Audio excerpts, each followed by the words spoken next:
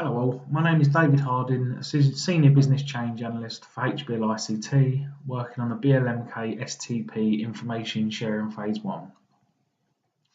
I'll now give a short demonstration of EHR Core and how it could potentially be of use to staff working on the BLMK region.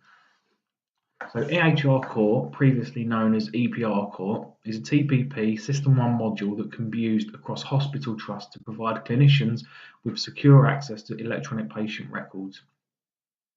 The system is often used for viewing patient records only. However, there's some write functionality also available should the need arise. It can be used alongside any hospital patient administration system, and using ADT messaging or admission, discharge and transfer messaging, patients are automatically registered into EHR Core and can be tracked throughout the hospital stay.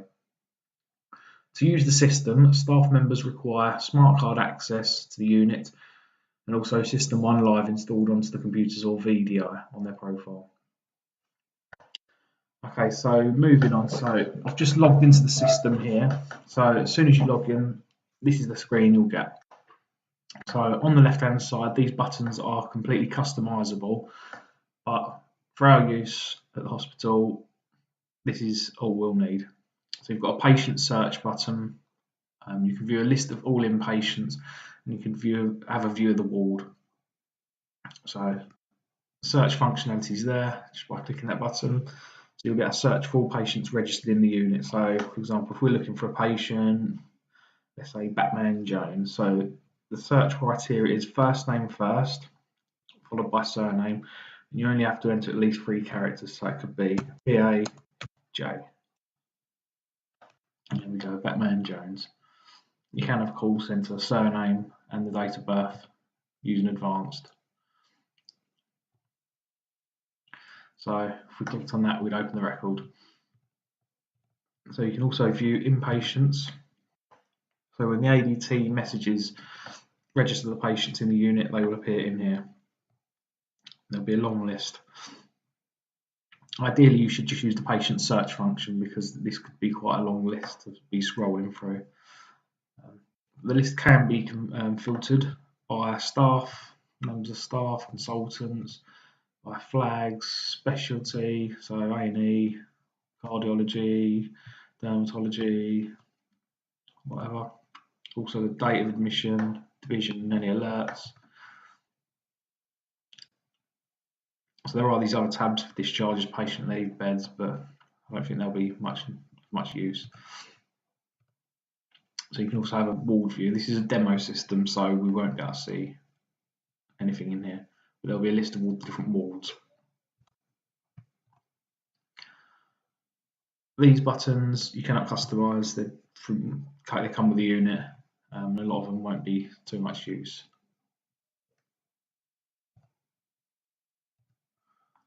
So moving on to the patient search. So if we open up the patient record,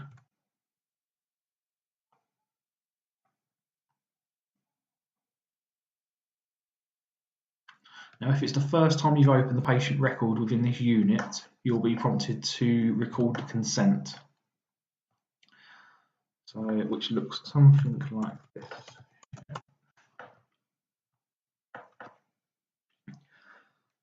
So this is where you'd ask the patient ideally for consent. So sharing out, this will be any data that's entered into our unit. It's consent. We have to ask the patient for consent to share out with other organisations. That includes the GP. If they do consent, we simply select yes, share data with other organisations. If they say no, then no. If they're unable to consent, we would tick consent not asked. Yes, share record, given the reason the policy, or if it's due to mental capacity, they're unable to consent, we'd give the reason in there. I believe in the GDPR there is a section that says that you are allowed to access the patient record if it's for the well-being of the patient, so you could enter it in there. So sharing in, so this is us being able to view data that's been entered at another unit, even such as the GP or anywhere. And again, it's the same options as above. So consent not asked, view record, policy, mental capacity, Thank you. Now this box will only come up the once, as I said before. And once it's recorded and stored, then it won't come up again. Okay, so this is the patient home screen. So in here you'll see any patient alerts, any sensitivities and allergies, or any special notes that need to be brought to the attention of clinicians. So any sort of urgent notices will generally appear in here, or any jobs that need doing. In the top right-hand corner, we've got the demographics, which are quite self-explanatory. So you've got the name, date of birth, gender, age, address, telephone number, NHS number. Also below that, we've got patient status markers. These are icons that relate to maybe a long-term condition or any alerts. So let's say the patient you can see is diabetic. They were diagnosed on the 24th of November. I believe this one's dementia. So patients at risk of dementia. See, that's a special note, and you'll get used to these icons. But if you hover over them, you'll generally see what they mean. They've got COPD, diagnosed on the 13th of October. Another little tip with the demographics: if you find yourself in another screen, let's say we're in the inpatient view, and you'll quickly jump back to the patient record, you just click anywhere on there, it'll take you back to the patient home. Okay, on the left hand side you'll see what's known as the clinical tree. So in here will be all the nodes or views, sort of kind of applications that you'll need. A lot of them are views. So this Milton Keynes University Hospital draft view, so this is what we used on a previous deployment. It's what they needed in the ED department. It's a general view that could be used at another hospital. But I envisage that there'll be many different teams wanting different views. So I'll be working with different teams, such as pharmacy, A&E, to customise a view for them. I'm guessing pharmacy you want more medications added, bigger history. A&E might want more towards the last consultations. So on this one you can see there's last 3 consultations. A&E might want more. They might want family history as well. But we'll see. And they will just be all added up there. Pretty much anything in the patient record can be selected in here. You can limit it to medications for certain conditions. You can say the last 10 BMI measurements, medication, whole history of many years worth of history of medications. It's pretty much unlimitable. You can anything you need to see, you can configure it to show in there. So back to the tree, just below that we've got summary care record node. So because it's a demo system, we won't be able to see the summary care record. But in the live unit, that's where it will sit, somewhere up there, summary care record. If the patient does not consent to their record being shown, or the GP's restricted sharing with the unit, you should still be able to see the summary care record. So even if you can't view the full record, you can still access the summary care in here as well. So just below that, we've got the tab journal. So everything in the patient record will sit here, pretty much. It's called the tab journal because it's filtered into tabs as well. So we've got a tab for everything. We've got a tab for where we can view just the data entered at the GPs, or just the communities, or just the urgent care, or just the health visitors. You can add some more by specific teams, but generally we want to keep it as simple as possible. What you can do is search, so by just clicking up here. So ideally you want everything tab. You want to just type in, let's say, diabetes. So you know he's got that. And then that will highlight any occurrences that diabetes was entered into the record. So we can see on the 13th of January, the patient was diagnosed with type 2 diabetes, and that's the read code just next to it. In the tab journal as well, over to the right here, you can see that consultation was a face-to-face consultation. you can see that it was also entered at HBL Trainer's GP demo unit. We can see that the information entered by other units is never visible in the online patient record. So that will not be visible in the online patient record. Okay, so that's the tab journal. Just below that, we've got the safeguarding information, which is quite an important one to have. You can view any previous safeguarding information in there. It's quite self-explanatory, that. Medication. So you've got a big long list of medications. This one's set to all medication. You can filter it by current medication. Current medications entered here. So just prescribed by this unit. New medications, future, I suppose any planned medications, last 6 months, date range, summary. So it's totally up to you. Repeat templates. So you can see any repeats that the patient is on. It gives some details down here as well, down the bottom. Next issue, when it started, how long it will last. So just below that, in the tree, we've got sensitivities and allergies. You can't have this in too many places on the record. Again, that's quite self-explanatory. So vaccinations just below that. So you'll see a big long list there. If it's a child, if you click on show hide childhood grid, you can see all the vaccinations at certain ages.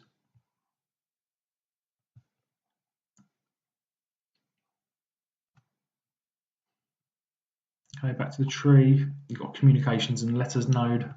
So in here you'll see all documents, any discharge notices, reports, referral letters, clinic letters, labels, everything. So anything that gets scanned into the record or emailed and then dropped into the record will be saved here. So that might be quite useful for A&E, seeing if if a patient's been readmitted, they were there last week. You can have a look at what as long as the GP's processed it, you'll be able to see what the outcome was when they were discharged. So back to the tree, you've got pathology and radiology. So you can see all the results, all the radiology results there, reports. Immunology. I'm not clinical, so I'm not 100% sure on all this. Pathology requests, only outbound requests will be set there. Just below that, we've got all numeric results, so all test results. If you click on this little drop down box, you can filter it by type. Click on blood pressure graph. We can also display that as a little graph of all the previous readings. So we can see that the blood pressure's reduced over time. So if it started medication, you can see that it's doing its job.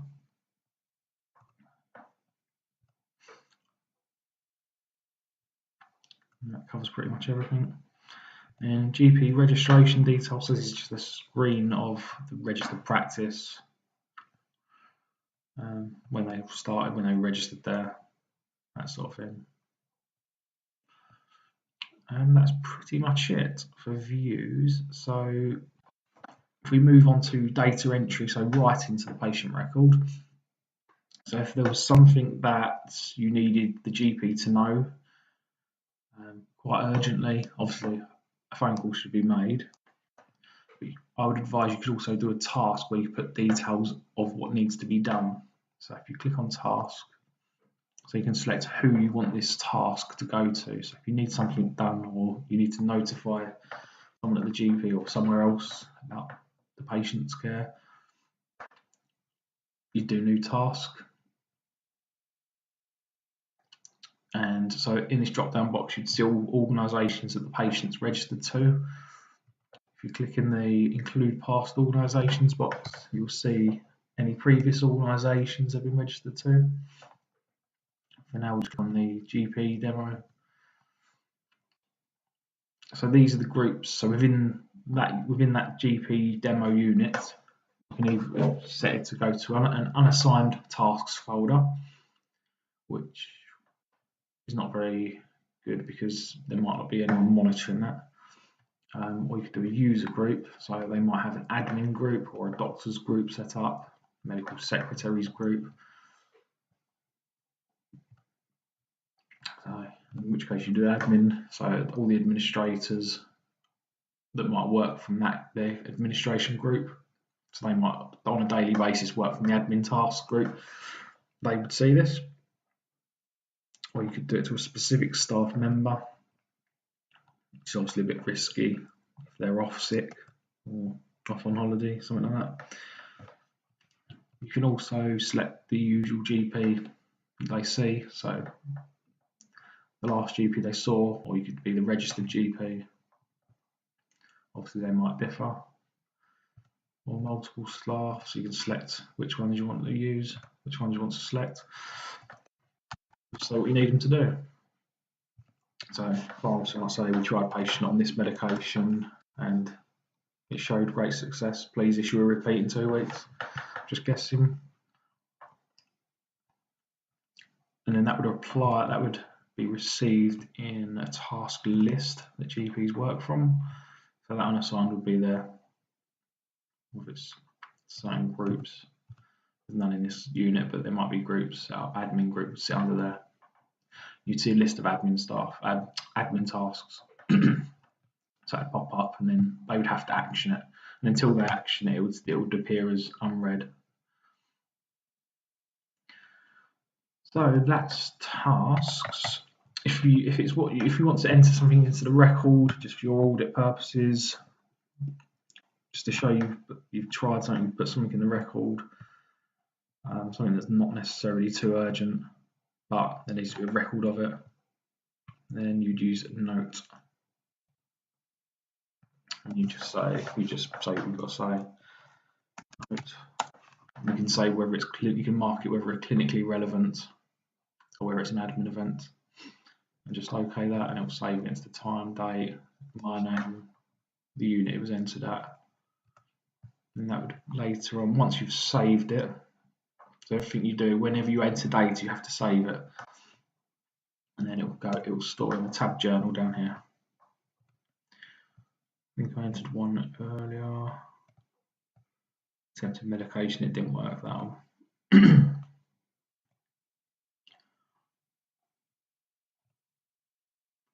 Also amend it. So that's a quick note. So another way of entering data, which might not be very relevant at this point in time, but it might be going forward, is the use of templates. So what it is, it's a predefined template to capture specific data. So once templates, but you can maybe sit it on the tree as well, along with the views. So the idea of a template is, I'll just get an example up now. So the idea is that someone with a great knowledge in a certain speciality, say an asthma specialist, they might design an asthma template, which is for gathering data from the patient for diagnosing a patient, maybe when they're first admitted to A&E. So it might be a triage nurse.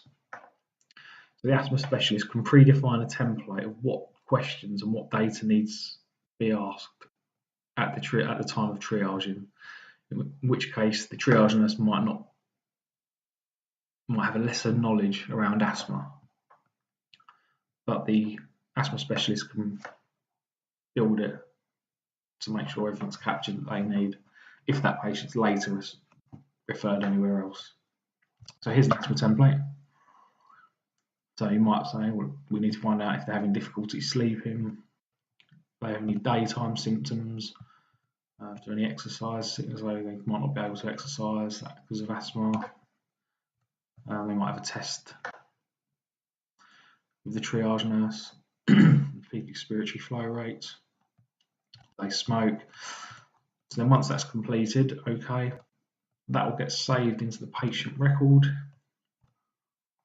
So then if that patient gets referred on to anywhere else, say the asthma specialist might see him later on, they can have a look at the record before they see the patient maybe. They can see Okay, they've got daytime symptoms. Yeah, okay. And it'll give them an idea before they see the patient, so then they can ask further questions.